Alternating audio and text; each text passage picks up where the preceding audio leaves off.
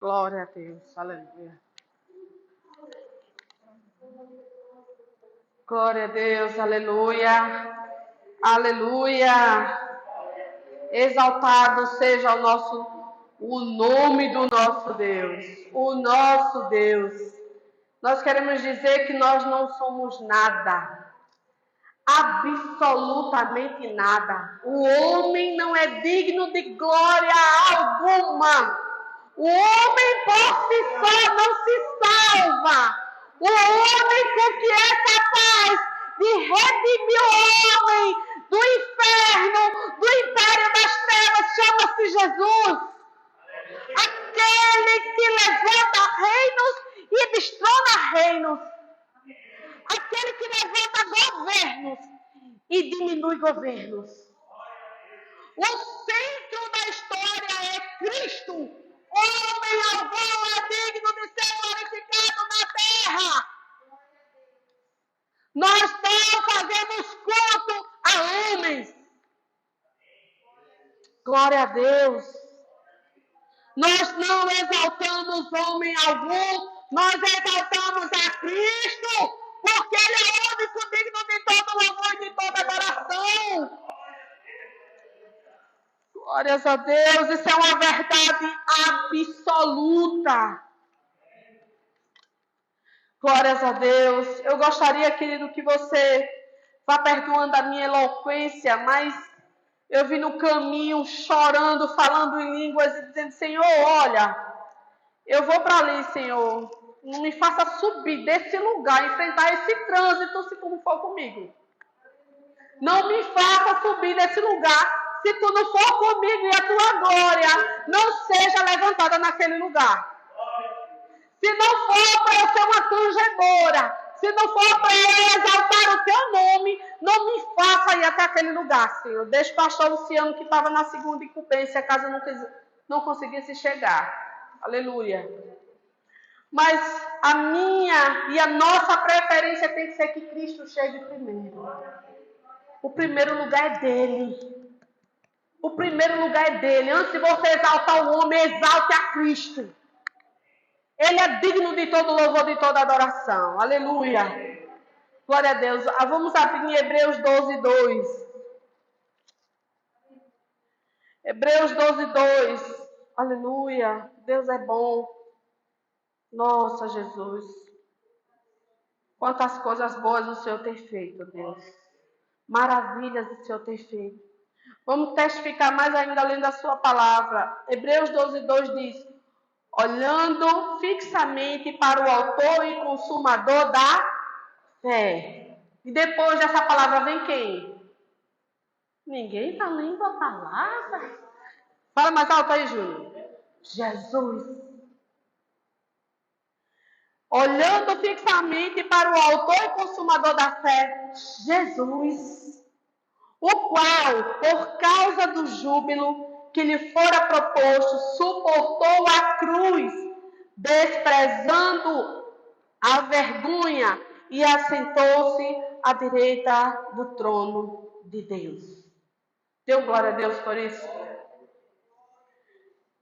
Eu quero que você volte um pouco e vá para Mateus, primeiro livro do Novo Testamento.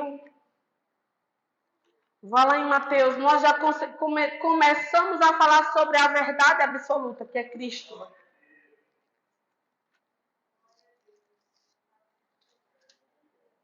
Mateus 22. Vamos ler do 41. Mateus 22, 41. Estando reunidos, Mateus 22, 41, a minha igreja. Estando reunidos os fariseus, Jesus lhes indagou: qual a vossa opinião acerca do Messias? De quem ele é filho? Ao que eles lhe afirmaram: é o filho de Davi? Ou é o filho de Davi? Uma afirmação. O Senhor faz uma pergunta, aqueles que o interrogavam, aqueles que estavam ali mancomunados para prender Jesus. E Jesus, no meio deles, pergunta: qual a sua opinião acerca do Cristo? Em algumas versões. Então, essa é uma reflexão que a gente tem que fazer a nós mesmos. Imagine se naquele momento fosse nós ali reunidos, naquela época, e Jesus olhasse para nós e perguntasse: Igreja do Evangelho Pleno, vocês que estão aqui diante de mim, o que vocês acham? Qual é a sua opinião a respeito de mim? Qual é a sua opinião a respeito de Cristo? Então, queridos, por isso que eu comecei lendo Hebreus 12:2, porque ele é autor e consumador da fé.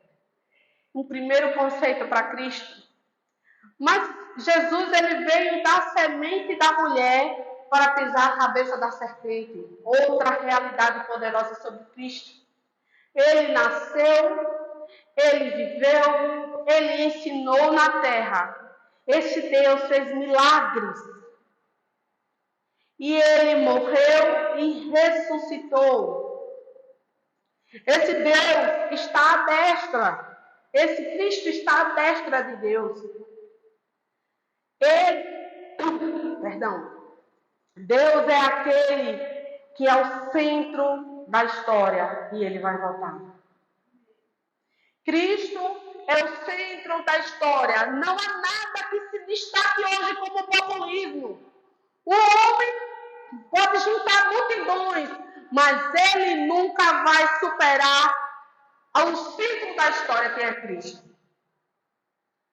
Muitos passaram nessa terra, muitos homens conhecidos, bandas musicais, pessoas que foram intituladas como rei, mas ninguém em absoluto será o centro da história, do começo ao fim. O Antigo Testamento falava dele, apontou todas as coisas e os acontecimentos para a sua vinda.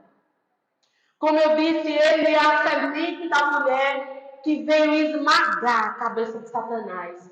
Ele é também o Cordeiro da Paz. Ele é o tabernáculo. Ele é o templo. Deu glória a Deus? Ele é a coluna de nuvem e a coluna de fogo. O Senhor Cristo era o maná que veio do céu. Ele também era a rocha, ao qual Moisés tocou e saiu água. Esse é o Cristo. Aleluia. Cristo andou na terra libertando pessoas. Apocalipse, na sua eloquência, conta como vai ser a vinda desse Cristo. Ela mostra, essas cartas mostram a vitória de Cristo sobre os seus inimigos. Aleluia. Porque vai ser lançado o anticristo, o falso profeta, a morte e as demais pessoas que a Bíblia ainda não citou. No inferno. Na vitória da sua vida, no seu reinado. Aleluia. Cristo andou na terra. Se a gente pudesse fazer essa pergunta para um médico da época, quem você acha que é Cristo? Eu acredito que esse médico ia dizer assim: meu caro, esse homem, esse Cristo, ele fez coisa que nenhum médico podia fazer. Ele fez curas que jamais a medicina conseguirá fazer. Esse é o Cristo. Esse é o Cristo ao qual o Senhor perguntou aos fariseus. Mas se a gente tivesse a possibilidade de perguntar o que foi que esses médicos viram, ele ia dizer: eu vi cegos serem curados, eu vi surdos voltarem a ouvir, eu vi cegos enxergarem, eu vi mancos e aleijados andarem, eu vi mortos ressuscitarem. Aleluia! É uma pergunta que ressoa aos séculos de séculos e vai continuar ressoando. Qualquer populismo humano, político, ele nunca, nunca, nunca vai se igualar ao centro da história que é Cristo. Você pode admirar uma pessoa de uma forma ímpar. Ela pode se candidatar 10 vezes e você votar nela, mas ele digo em absoluto. Ele nunca, nunca, nunca será o centro da história como Cristo foi. E como será pelos séculos de séculos. Amém. Aleluia. O que vós pensais sobre Cristo? Analisem essa pergunta. O que vocês pensam sobre Cristo? Aleluia. Glória a Deus. Os próprios fariseus procuravam acusar Jesus. E se a gente perguntasse para os fariseus, o que vocês pensam desse ao qual vocês querem prender? Eles iam dizer, ele é amigo de pecadores. E se eu estivesse lá para defender Jesus, eu ia dizer, é verdade, ele é amigo de pecadores. Ele acolhe prostitutas. Ele senta com publicanos. Ele é um Deus que abraça quem eu e você não queria abraçar. Ele é aquele que acolhe e tem um amor paternal que a maior ação social do mundo não tem. E eu digo mais a você, está certo. E por causa desse Cristo que abraçou o pecador, está eu e você aqui com a promessa da glória. Porque se Jesus tivesse descido na cruz, nós teríamos descido ao inferno. Se não fosse a palavra que diz aqui, em Hebreus 12:2, que ele venceu, ele superou a vergonha. Eu e você estávamos condenados ao inferno. A condenação para nós era certa. Então, realmente, nós temos um Cristo que abraçou o pecador. Ele abraçou pecadores, é um Cristo que veio para salvar. Aleluia. E se a gente continuássemos essa pergunta e perguntássemos aos a Caifás. E vocês, o que pensam? Quem é Cristo? A gente pergunta assim. Vocês que se tornaram Judas para entregar Jesus. Vocês que criaram provas falsas para prender Jesus. Acredito que eles iriam responder, sabe o quê? Ele blasfema. Ele diz que voltará entre as nuvens. Oh, aleluia. E é verdade que se ouvirá entre as nuvens de forma mais pomposa, mais gloriosa, mais maravilhosa. Os Caifás iam ver a verdade. Ele virá em glória. Para eles era blasfêmia, para nós é a certeza. Aleluia. E se a gente perguntasse isso a Pilatos? O que foi que Pilatos disse? O que é que você diz do Cristo? Ele não tem crime. Ele não tem crime. Ele nunca planejou contra César. Ele não tem crime. Ele não tem crime algum. Esse homem, ele é justo. Se nós perguntássemos isso à esposa de Pilatos, nós conhecemos a história. Ela ia dizer, não se envolva na causa do justo. Ela reconhecia ele como justo. Isso é uma pergunta que a gente tem que fazer a nós mesmos. O que nós pensamos de Cristo? E se nós perguntássemos a Judas? Você, Judas, que foi discípulo, que andou lado a lado com Cristo. Você, Judas, que viu os cegos enxergarem. Você que viu endemoniados, encavernados, anos, desenganados, serem libertos e voltarem à vida sociável. Você, Judas, que viu prostituta se tornar discípula de Jesus. O que você acha do Cristo? Ele gritaria que trairia o sangue inocente. Judas gritaria que ele vendeu Jesus por 30 moedas. O grito de Judas foi que ele traiu um inocente. Aleluia.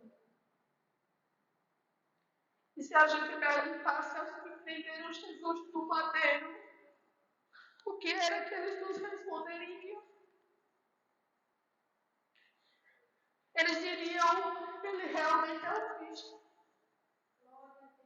Testificamos no céu, no terremoto, os sinais realmente se cumpriram que ele era o Filho de Deus. Aleluia. Aleluia, Jesus. Aleluia.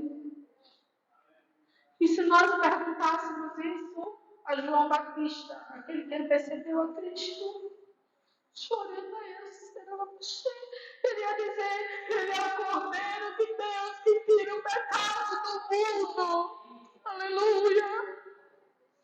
Aleluia. Eu batizo com água, mas ele é quem batiza com o Espírito e com fogo. Glória a Deus.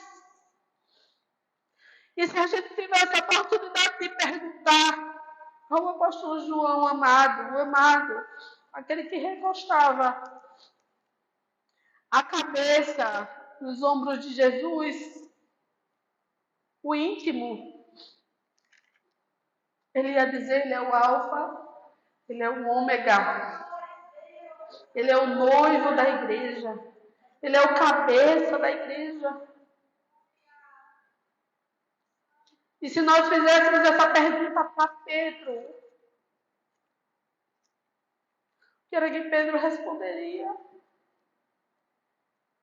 Ele é o único caminho que tem as palavras de vida eterna.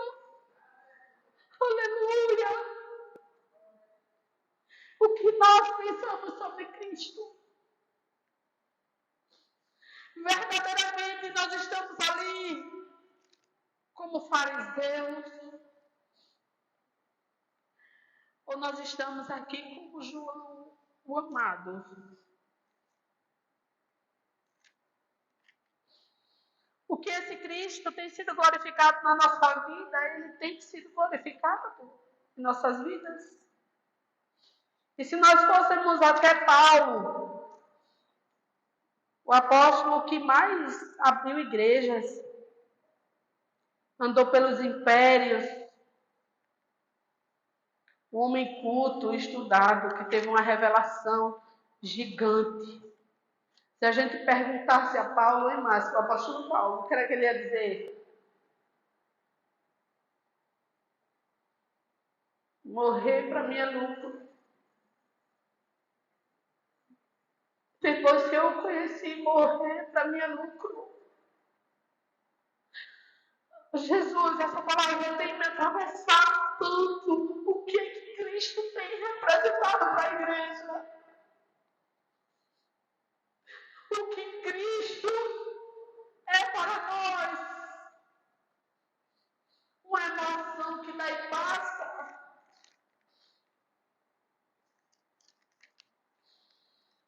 A certeza que nós vamos ser abençoados. Ou nós acharmos que a glória de Cristo é nossa. E Apocalipse narra, assim, a vitória de Cristo, a vinda de Cristo. E é uma verdade absoluta que nós temos que carregar, que Ele virá. Ele voltará para buscar o povo santo. A sua igreja remida. A sua noiva ataviada, bem arrumada. Com azeite esperando o noivo. Se o Senhor bradar no céu nesse momento, ó, a gente sair daqui, qual é a certeza que nós temos?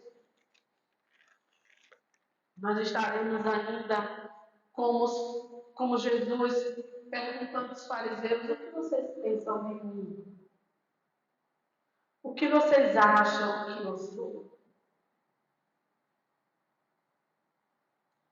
Glórias a Deus.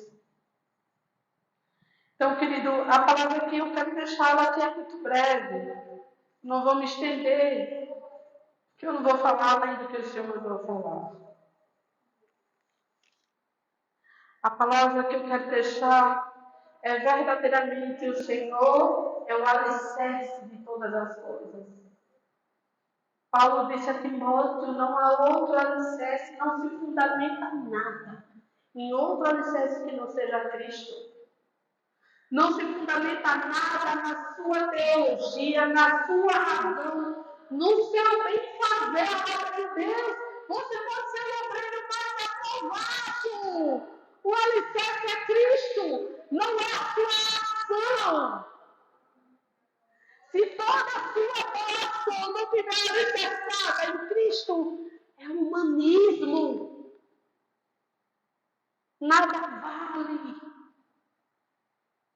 Como diz a palavra, se não tiver amor, você só vai fazer barulho. Você só vai aparecer.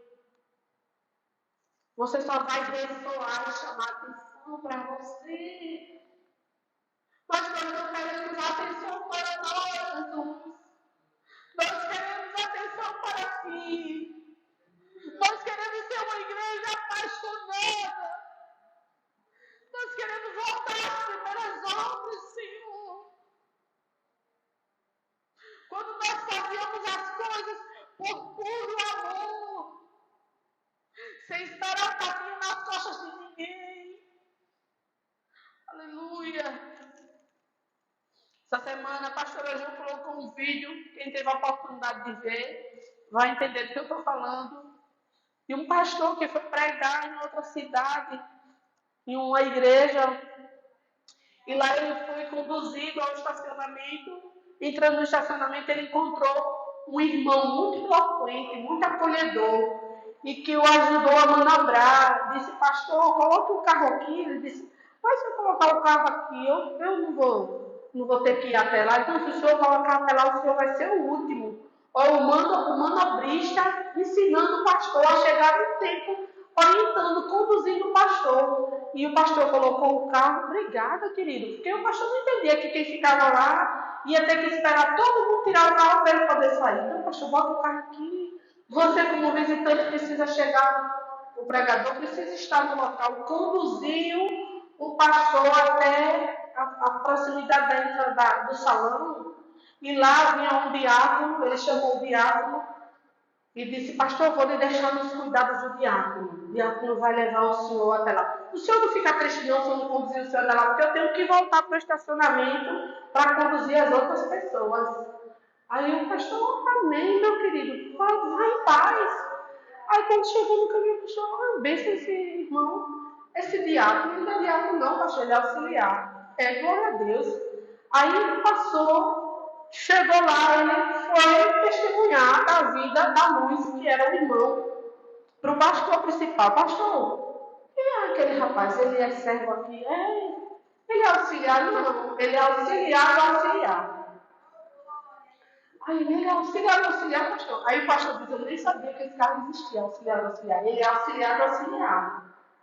E é, pastor, é. Aí ele disse, rapaz, que penso esse homem. Ele me orientou a colocar o carro lá atrás, ele me conduziu até aqui, ele me encaminhou para outra pessoa. Aí, pastor, presta atenção, viu? Coloque esse homem para ser consagrado. Ele, pastor, ajudando, né? Politicamente, ajudando, testemunhando, né? Também a respeito da vida do irmão. Aí o pastor disse para ele, se eu lhe disser que ele é juiz da cidade. Deu glória, querido, não fique mudo não. Você entendeu o que é inversão de valores? Paulo fala que transforma tudo que ele tinha em esterco. Por Cristo. Era um homem de patente alta. Era um homem cheio de instrução. Falava mais de uma língua. Conhecia a filosofia como ninguém.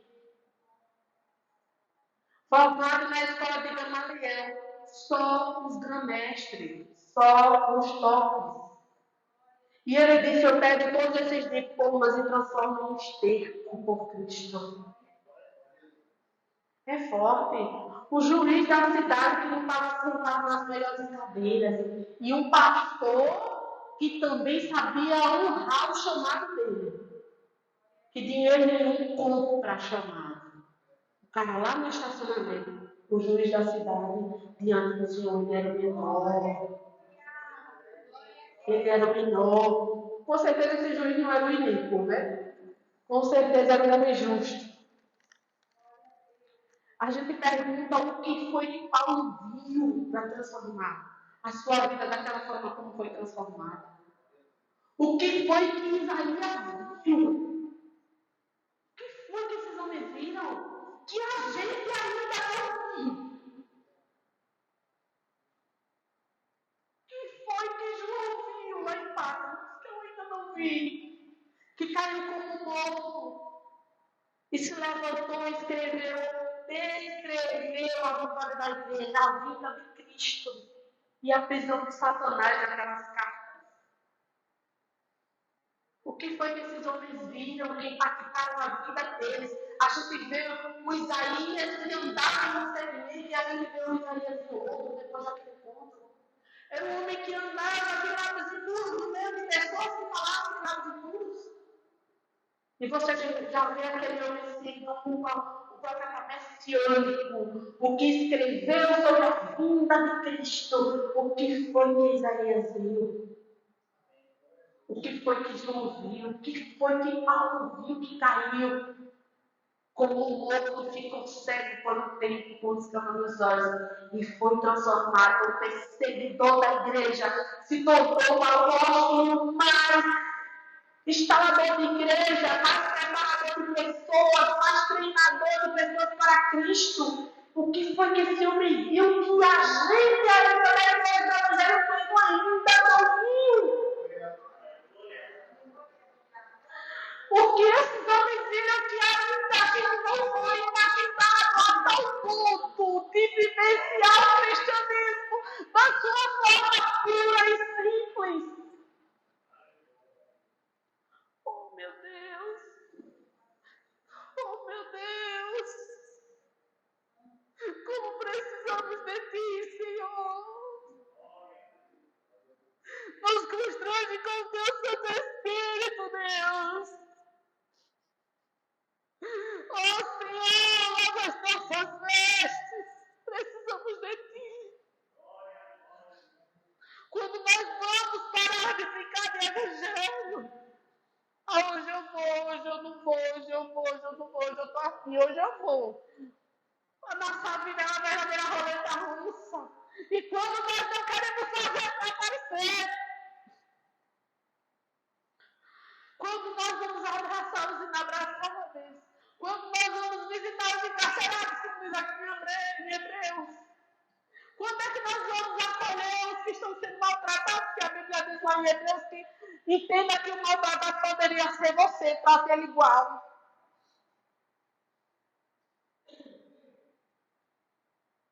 Quando nós vamos virar as costas para as pessoas que precisam da gente. E a gente faz de conta que a dor não é nossa. Que a dor que a gente não está nem aí se importando. Que cristianismo é esse? Que a gente não consegue dar um abraço de amor. O me perdoe é tão difícil hoje. O me perdoe. Eu estava dizendo que esses dias foi o dia que eu mais me retratei. Uma das pessoas que eu me retratei foi a Márcia. Eu liguei para ela e disse, minha irmã, me perdoe, eu acho que eu não estava num bom dia, me perdoe.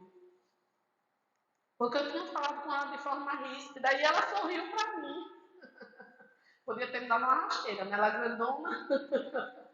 Ela sorriu para mim. E era um momento de dor que ela estava passando, terrível. E eu fui lá, me perdoe, Márcia, me desculpa, tudo bem. Precisamos vivenciar esse cristianismo, gente. Precisamos pedir perdão. Precisamos quebrar ciclos de dor que nós causamos nas pessoas. Precisamos fingir que os problemas não existem. Paremos de fingir. A igreja não é inerte, a igreja não é tola. A igreja é uma igreja inteligente. A igreja está instalada em qualquer lugar que o Senhor permitiu que as portas do inferno prevalecessem sobre nós. Nós estamos aqui de frente a uma avenida. Que ferramenta! E nós estamos aqui no nosso arém, com um ar-condicionado, em ventiladores. E às vezes não conseguimos nem exercer o cristianismo para a pessoa mais próxima da gente. Precisamos ver o que esses homens viram, precisamos orar para sermos impactados. Precisamos jejuar para que a nossa imundícia saia. Para que a gente ore, o jejum crucifique a nossa carne, doa, até a gente dizer que terrível é isso dentro de mim. Outro dia meu esposo disse assim, você é soberba. Aí eu olhei para ele assim, contando de 1 até 3. Você é soberba. Aí eu disse, sou soberba. Ele achou que eu ia dizer, não, eu sou humilde.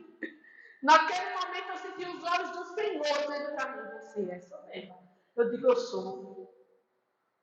Você é arrogante. Eu digo, eu sou arrogante. Eu sou sim arrogante. Eu sou. Como precisamos reconhecer a nossa falta de humildade. Como a gente finge que não vê.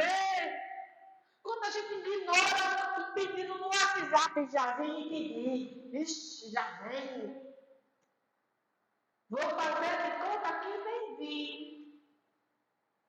Queridos, são muitos pontinhos que nós precisamos alinhar para sairmos nessas portas, salvando e trazendo vidas para Jesus. São muitas coisas que precisamos nos desvencilhar para invadirmos o inferno e tirarmos as pessoas do nome de Jesus da mão de Satanás. Essa igreja precisa atrair pessoas, as pessoas serão curadas. A gente tem ouvido pensando que loucura foram curadas aqui dentro. Que não tinha sanidade mental. Paremos de querer estrelinha. Paremos de estar esperando a consagração no final do ano. Achando que uma consagração vai fazer qualquer diferença para a gente. Não vai. Nós precisamos ser o reflexo de Cristo e não dos homens. Paramos de querer os elogios. De nada nos servem. Nós transformamos tudo em esterco. Toda fama, todo conhecimento, toda eloquência no falar, todo canto bonito, tudo aquilo que você acha que você tem, nada é para Cristo. Nada vale mais que Cristo. Não vendamos Cristo por 30 moedas. Não vendamos Cristo por arrogância, por ganância, como Judas fez. Judas foi ganancioso. Aleluia. 10 minutos, pastor, eu tenho ainda ou já acabou o tempo?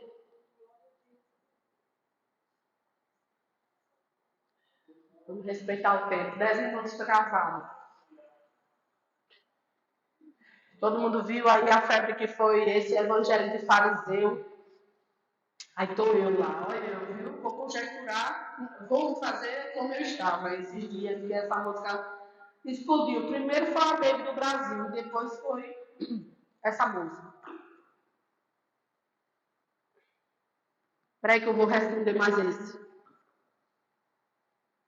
No Instagram, eu respondendo as pessoas no Instagram. Em vez de eu pegar a música e matar no meu peito e trazer para mim, eu estava hateando as pessoas no Instagram. E se você se sente magoado, porque você é fariseu. Aí eu disse, peraí que eu vou lhe mostrar uma palavra de fariseu agora. Venha para cá, para você ver. Reunindo os fariseus, o Senhor Jesus perguntou o que pensava do Cristo. Aí o Senhor, peraí, em vez de você estar atacando as pessoas, agora você vai perguntar ao Senhor, o que você pensa de mim, fariseu? E a gente viu que depois mostraram a situação toda da senadora Damares, que passou em vida de falar sobre o assunto. Eu vejo aí a graça de Deus sobre a vida dessa mulher. Anos depois, o que ela denunciou que foi dito como factóide, como mentiroso, mostrando que realmente existe. E Deus redimindo e ela cá. O Senhor planejará por vós lá, e vos calareis, calada, sem poder falar nada. Nem ela, nem a outra ministra, proibidas de falar. censuradas para falar. E o Senhor resolveu todas as coisas. Glorificar seja o nome desse Deus. Glorificar seja o nome desse Deus. Então, reunindo os fariseus, nós não queremos, Senhor, ser fariseus. Nós não queremos, Senhor, ser o fermento dos fariseus. Nós não queremos, Senhor. Nós queremos ser filhos de Deus. Nós queremos ser a tua noiva. Nós estamos assim, ansiosos, Senhor, como as virgens. Sem poder ir para lá e para cá, guardando óleo. É assim que nós queremos estar, Senhor, guardando óleo. Me dá um pouco do teu óleo. Não posso. O noivo vai bater a porta. Isso não é um ato de egoísmo, não, viu? Isso é um zelo pela sua vida. Também tem um parênteses. Se você só se doa e não se recarrega, você vai morrer. Você precisa também entender esse princípio. E se você dá o seu óleo e precisa sair para comprar, você vai perder a vida do mundo. Mas nós queremos estar como essas virgens, aguardando Jesus, guardando o óleo. Sabe o que é guardar o óleo, querido? Guardar o puro e genuíno Evangelho de Cristo em nós. O puro e genuíno, como eu preciso ser pura e genuína, Senhor. Como eu preciso, Senhor. Ser revestida de branco, Senhor. Que o Senhor tirar a minha veste escarlate, Senhor, me dê vestes alvas, Senhor. Aleluia. Eu queria convidar a igreja a ficar de pé em nome de Jesus. Vamos encerrar com oração, com apelo a Cristo. Nós queremos dizer, Senhor, que Tu és o centro da história. Olha comigo, querido. Tu és o centro da história. Nenhum populismo político, Senhor, vai estar acima do Teu nome. Tu és um Deus que levanta reis e destrona reis. Levanta reis e desfaz reis, Senhor. Tu és a semente da mulher que veio pisar na cabeça da serpente, Senhor. Tu és o cordeiro, Senhor. Tu és o cordeiro da paz no templo e no tabernáculo. Tu és o maná, tu és a rocha que jorrou a vida no deserto. Tu és a coluna de fogo, a coluna de nuvem. Tu és Deus. Oh Deus, nenhum século, nenhuma autoridade, nunca que se leva acima de ti, permanece na história. Todos morreram, deixaram de existir, mas Tu atravessa o tempo. Tu és o alfa e o ômega, o começo e o fim, Deus. Tu és o alfa e o ômega, o começo e o fim. Não dá outro Deus como Tu, só Tu tem as palavras de vida eterna, Senhor, para onde nós iremos. Nós queremos dizer que nós somos dependentes de Ti, Senhor. E nós transformamos tudo em esterco por Ti. Que viver para nós, Senhor, não é mais lucro, mas a morte em Jesus é lucro, Senhor. Em Ti, Senhor.